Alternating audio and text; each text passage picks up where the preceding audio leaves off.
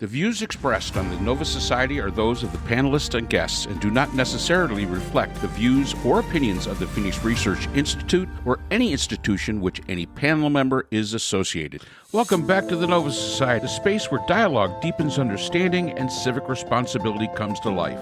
I'm Dr. Mark Bound, joined by our regular panel, Dr. Scott Gershwer and Dr. Brooklyn Ann Weldon. Together, we'll unpack the stories that matter most, exploring the headlines, the history, and the big ideas shaping today's conversations. Let's dive in and hear what the panel has for us today. Today we have a message and a question from Mike, who writes to us from San Diego, California. And Mike writes, the Department of Defense has now acknowledged that roughly 600 U.S. service members have been injured or killed in the ongoing conflict in Iran. This is a stark contrast from earlier statements that placed the number below 20. As a veteran, thank you, Mike, for your service, I understand that in times of war, transparency is often limited to avoid discouraging the public or undermining morale. But this conflict has never enjoyed broad support.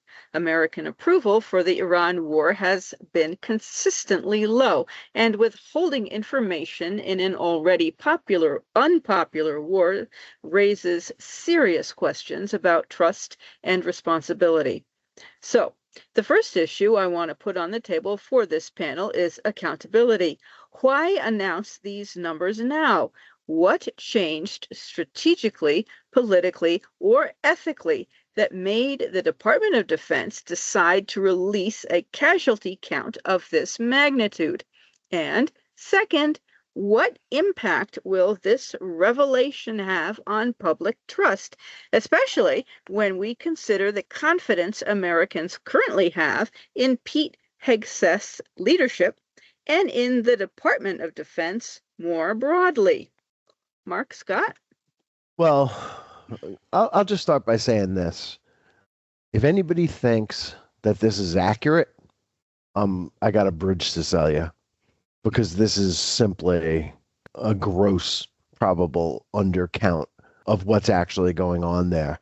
Look, we're supposed to have transparency in this country. I understand that in times of war and apparently in times of disease, the government sometimes holds things from us, claiming, I guess, that they don't want us to panic or something like that.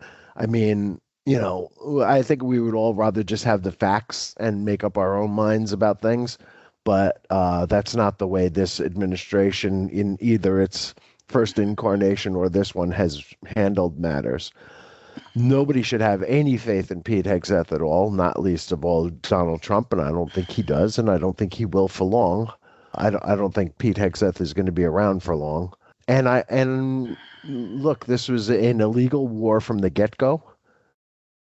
It was never presented to the American people, even though the State of the Union address was 3 days or 4 days before it began. They can say that it's not even the same war all they want, but what they can't do is they can't hide forever. The truth will come out, and we will know what a devastating defeat this is for the United States, and the implications will be long-lasting and probably even more devastating. 600 seems like a low number to me as well. Probably that number is higher, as Scott's mentioned. It's, I get why they do it. And again, I think that Mike makes a good point. It's a matter of morale and public support, but this war never had support. As to why it's coming out now, my only thought is, usually if they're sticking to a story, and they've stuck to this story forever, they've actually taken down numbers off of the Department of Defense's website as far as listing of people that have been injured, Americans who have been injured in this war. I think somebody found something out. I think that somebody in the media, in the press, found something out, and they're trying to get ahead of it. Because if the press has the proof, has the receipts, and they present those receipts, it looks even worse. It looks even worse. Now, right now, they can make the argument, well, we were just trying to, keep the morale of the troops up. They can make that argument. And in some ways, if they frame it right, they can actually make a good argument. for that. But the fact is that now that they're coming up with these new numbers and re-putting numbers up on the Department of Defense's website, the only thing I could think of is, as to why is somebody in the media found something out, and they're just trying to get ahead of it because it would look far worse for them if they did not. As far as Pete Hegseth's concerned, there's always been concern about the confidence that we have in Pete Hegseth and his ability. I mean, let's face it, he's a Fox News host. Yes, he was in the military, but he wasn't. He wasn't one of those top brass people that you would want to put in a position like this. He is more worried about his troops' testosterone level than he is about anything else. And so we're sitting in a time where you've got an unpopular war. You've got an unpopular Secretary of Defense, who he likes to be called the Secretary of War, and I think people are beginning to see that for the boy attitude that it actually is, and they're beginning to reject that. And the Department of Defense more broadly, I think, and this is one of the things I got out of one of the congressional hearings, or one of the Senate hearings. They were saying if you don't support the war, you don't support the troops. There are two totally separate issues here. You can support the troops, the men and women that are fighting on behalf of the United States, and not support the war that they're fighting. We've done it before. We did it in Vietnam. Unfortunately, when those veterans came home, they were shunned by the nation because they were seen as part of the issue, where they're just out there doing their job. And I think that was one of the big stains of the United States, of the population of the United States, shunning those people that came back from the Vietnam War, because they were only doing their job. They didn't start the war. They didn't do any of these things. Now, were there atrocities committed? Yes, there were. And those atrocities were dealt with. No doubt about that. But we've got to make that separation. You can support the men and women in uniform in all branches, while not supporting a war that they're being forced to fight. And again, they're following orders. This is not a war of their choice. This was not decided by them. This was decided by old men who have no chance to go serve and send, our young people out to suffer for it. So as far as confidence in the Department of Defense, I think we've got a lot of confidence in the Department of Defense as a whole. We just don't have a lot of confidence in the leadership, because they have not shown an exit strategy. They haven't even really shown a plan. And it bounces around so much. And we always say that the nation, just like corporations, like stability. There's been nothing less stable in our geopolitical politics today than the United States' stance as it comes to Iran. Well, I mean, look, as far as the Vietnam War is concerned, I think the big, the thing that happened in My Lai with 500 women, children, and old people being killed and raped by American soldiers who attacked them with automatic weapons, grenades, bayonets, raped women and children, and mutilated bodies, and so on and so forth, was the thing that turned the public against the military. Okay, yes. So and by the way, William Calley, who was the one who really took the brunt of it, was pardoned before I think anything he ever spent time in prison or anything like that. So I'm not really sure that there was a lot of accountability at Vietnam, at least for that. I mean, we've learned the lessons from them, and hopefully the military is conducting itself professionally, although if they're doing so, they're doing so without their leadership. At least at the very top, without their civilian leadership, meaning Hegseth. He has not conducted himself with anything approaching professionalism, and he deserves. He is a war criminal in my mind, at least. I think that there are definitions of that we could go over time and time again to see what the Uniform Code of Military Justice has to say about him and his activity. I mean, it recently came out that he was, blowing up ships at sea, and it hasn't had one bit of effect on the amount of drugs that have come into the country. So he's a failure there. The other day, he was down on the border handing out, I guess, medals to Border Patrol people or the Marines maybe that are serving at the border, whatever it is. I mean, it just seems that he's really lost the thread when it comes to this war, and he's trying to find anything that he can do to celebrate any kind of victory at all. And it's not, I don't think it's going to work.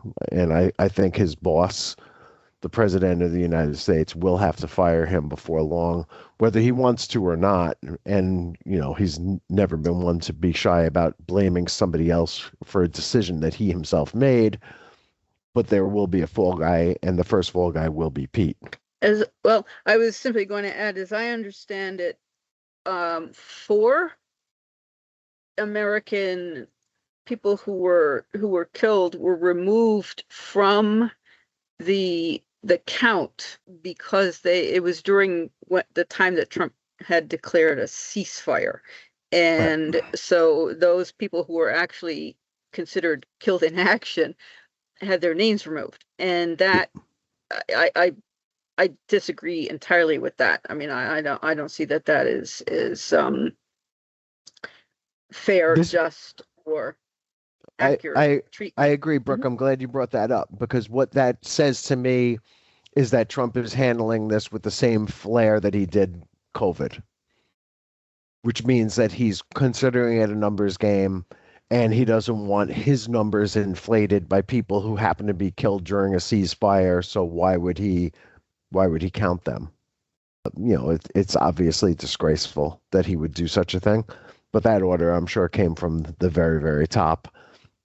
And it's a horrific thing. I don't know if there are implications for the families as far as any kind of awards that would be coming their way, or pension payments or anything like that. I have no idea, but just the idea that he would look at this as a numbers game rather than these are real people that lost their lives due to stupidity on his part is, typical Trump disgraceful behavior.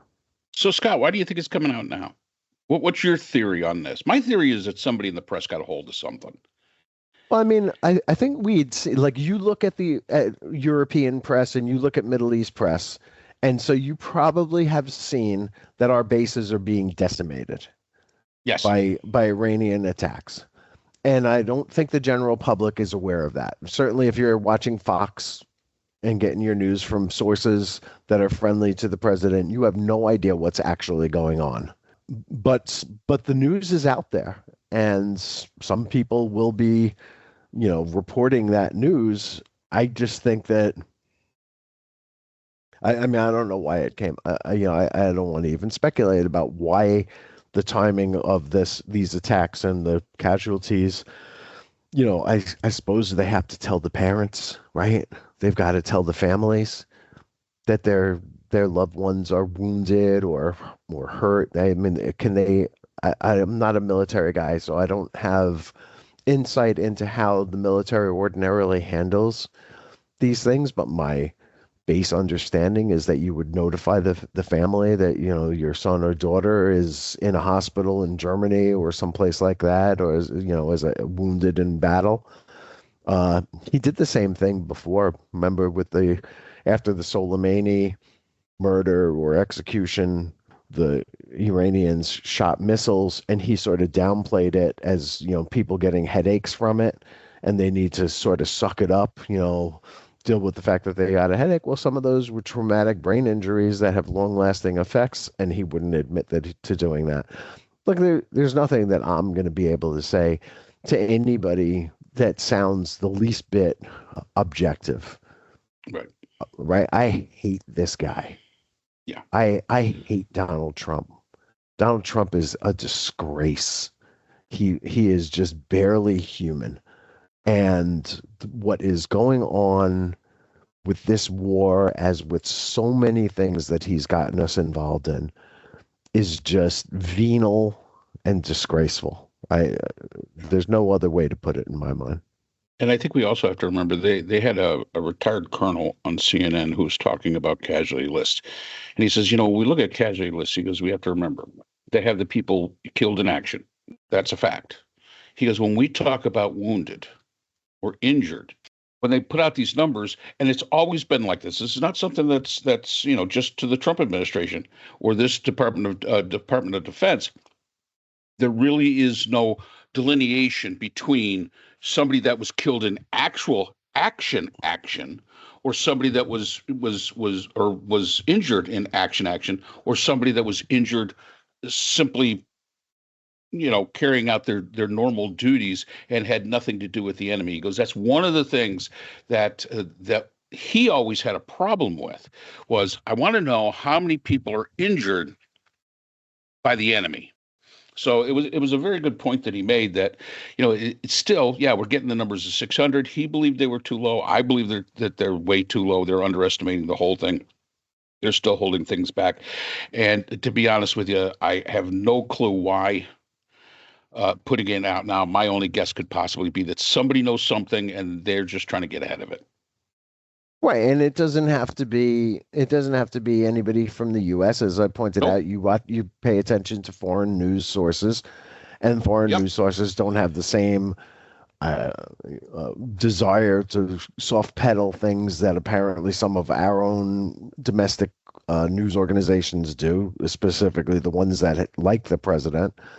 But I mean, I read like a week or so ago, The Hill had a story about 6 service members who were killed in Kuwait, and they were in like a sort of a makeshift office space, like a trailer or something like that was in the war zone. And the military personnel who in charge there said that this is not a good place for them to be. They need to be in more of a bunker, and they were left there, and they were killed by a missile attack. That's 6 families that are grieving losses that probably didn't have to happen. And Right. it's just the sort of shoddy way that they're running this war and not admitting what's going on. I mean, some of the greatest groupthink disasters of all time have happened during war, when people were suppressing information that was needed by the front line. And it's really, it's just, it's heartbreaking, really, more than anything else. I mean, Hegseth may have a broad support base at Fox News from the years that he spent there as the weekend morning host, but they need to cover him the way he needs to be covered, which is in reality. And he's more concerned about facial hair and bench pressing than he is about American casualties, and there's something really immoral about that.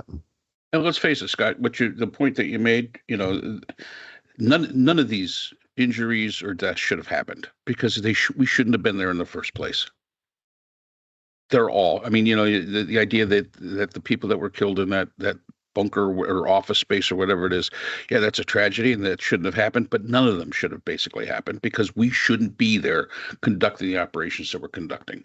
And anybody that still believes that they were within 2 weeks of getting a nuclear weapon, or that they were within 2 weeks of getting a delivery system to be able to shoot it from Iran to us, I'm sorry, you're living in a total fantasy land. But no American should have died in this absolutely ridiculous war that really was brought on because we have a president that was the only one stupid enough to let Netanyahu talk him into it. So Yeah, I don't want Netanyahu's name brought up in this, really, because I don't. I mean, it really does. Look, he's a big boy. Trump is a big boy. He needs to Well, put you on would his big boy think. pants and admit that this was his. And I think he has. I mean, he said Netanyahu didn't influence me. I've influenced Netanyahu. I mean, the idea that this is somehow an Israeli operation that the United States is taking place in is something that I just find unseemly, and maybe it's my sort of like general anti-BB but pro-Israel stance here. But this is something that we should have. And look, I guess this is going to be the last thing I have to say about this. For some time now, I've been saying that as we all have PhDs in conflict resolution and analysis, that we understand that diplomacy is a different set of skills than real estate salespeople. Oh God, yeah. And that the idea that the 2 guys leading Trump's team on the peace front, on the negotiations, are real estate salespeople, right? Who buy and sell real estate is what's the word for it? Malpractice of the highest order. He, as we've said before, and you can bring up John Huntsman. There are John Huntsman. John Huntsman. There are diplomats. There are actually skilled Republican diplomats that Trump could send to be diplomatic and to use the power of diplomacy to have, number one, not left the JPCOA, right? And now he's probably best off walking away from it altogether and allowing the other countries, the P4+1, to finish that negotiation with Iran to keep them from having nuclear war powers, and to open the Strait of Hormuz and so on and so forth, and just back out altogether. Because he does not have diplomats doing this. He has real estate salespeople who are probably there going, well, you know what? If you're not going to take this deal, somebody else will. We've got a lot of interest from a few people here, and we're here with you, and we want you to be involved in this. And but if you don't take it right away, somebody else will, and it'll be your loss. I mean, that's what real estate people do. I mean, why not send the ShamWow guy? Exactly. I mean, there are better salespeople in the world probably than Jared Kushner, who who has the lifeless eyes of a doll, and Witkoff. Even though I've heard that Witkoff is a very smart man, I don't doubt it for a second. This is not his bailiwick. This is not what he does. It's not his skill set. And that's something else that it needs to happen, because these two, and by the way, these two guys are dirty, because if everybody needs a lesson in remembering how this all began, was they were involved in a deal. They were asked to think about it. We'll get back to the table on Monday, and on Saturday night they were murdered. I mean, that is not diplomatic. I don't know what it is. It's a little mafia. It's a little Michael Corleone, we're going to lay back and wait till these guys let their guard down and then blow their brains out. This is, and I don't know how you expect somebody to come back to the table after that. But that's what we're doing. But we're not, you can't send the same people back who deceived them the first time and expect them to welcome them. That's insanity. So there's so much about this that just sucks, and and really does, and and it makes me so angry that I'm like on the verge of losing control here. But we're in a moral crisis. Obviously the Pentagon is in a financial crisis. They're begging Congress for money to run this war. They blamed Joe Biden the other day. So if they knew that they didn't have the budget to fight this war after Joe Biden's been out of office now for a year and a half, why did they go to war? Why didn't they just tool up instead? If I was going to get ready for a gun battle, I wouldn't have 3 bullets and go, well, here I go in the gun battle. It doesn't make any sense. No. And so it's so disturbing. Huh. It is. It is definitely disturbing. Yeah. All right. Thank you. We're good. We're actually going to have an entire series on John Huntsman, our new favorite diplomat from the Republican Party. Great. But one more before we go on to the next one. The public trust. Anybody want to say one last thing about public trust? Well, people still, apparently, Republicans actually have a slight edge over Democrats in handling of the war in one poll, and here I go saying I don't remember. I'll have to look at which show I watched. I think it was Breaking Points. Plus, you also got CNN says the same thing. Yeah, they do. Okay, which I was disturbed by, I must say, but I'm not surprised. But let's face it, people believe that Republicans are better at handling the economy, and historically, we've seen that that's just not right. So, sometimes you got to take public opinion with a grain of salt. And you just, because obviously, we're not the brightest bulbs in a box out there, and we believe some stuff that just isn't true. No, sorry for bringing that up. Oh, that's fine. Well, there's still I wanted to Flat mention. Earth Society. I wanted to answer that part of Mike's question if we didn't. Go ahead. Yeah. What do you think about public trust? I think it should be in the toilet.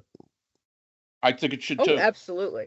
I think this has been in the Pentagon is poorly run by Hegseth. The war is poorly run by Hegseth. There are 172 military children enrolled in child care programs, and they have 19,000 child care workers. There's a lot going on in the Pentagon that really is, kind of shows the mismanagement of this man and this team. But the head of the Air Force got himself a grand piano. There you go. There you go. All right. Yeah. I remember hearing that Hegseth, and I don't know if he was actually in combat or not, but he was in the reserves, and he was moved from his command. He was in command of a platoon or something. He was removed from that command position and put into communications. And that was described by the analyst as being a demotion because he could not handle troops in the field. Could very well be. And it's sort of a... Absolutely. And I'm going to bring up a reference, and this is going to make Scott nuts when I do this. I've got a new thing for Hegseth. I know who he is. Remember Animal House? Yeah. The guy that was in charge of the ROTC, the guy who was always yelling, and eventually at the end it said got shot by his own troops. Right. That's right. Hegseth. Niedermeyer. Linchpin. That's who he is. And that's all the time we have for today's episode. The Nova Society is a production of Nova Society Media, a division of the Phoenix Research Institute. We want to thank our production partners, Buzzsprout, who hosts the Nova Society, Audacity, our editing team, Apple Podcasts, the largest source of podcast and music online, Spotify, the most popular platform for the Nova Society, and iHeartRadio, your destination for all things music and podcasting. The Nova Society is available on all of these and other quality platforms listed in our description. And most importantly, we want to thank you, our listeners. Without your support, the Nova Society could not be possible. If you haven't already, please consider subscribing on the platform of your choice. It's easy, it's free, and helps our channel grow. For questions or comments, you can reach us at nova.society.podcast@gmail.com. So on behalf of Dr. Brooklyn Ann Weldon, Dr. Scott Gershworth, and all of our production partners here at the Nova Society, I'm Dr. Mark Bound. Remember, the true power of society is knowledge. Thank you for listening, and we hope to see you again next time. Hi, everyone. This is JJ, the co-founder of Good Pods. If you haven't heard of it yet, Good Pods is like Goodreads or Instagram, but for podcasts. It's new, it's social, it's different, and it's growing really fast. There are more than 2 million podcasts, and we know that it is impossible to figure out what to listen to. On Good Pods, you follow your friends and podcasters to see what they like. That is the #1 way to discover new shows and episodes. You can find Good Pods on the web or download the app. Happy listening!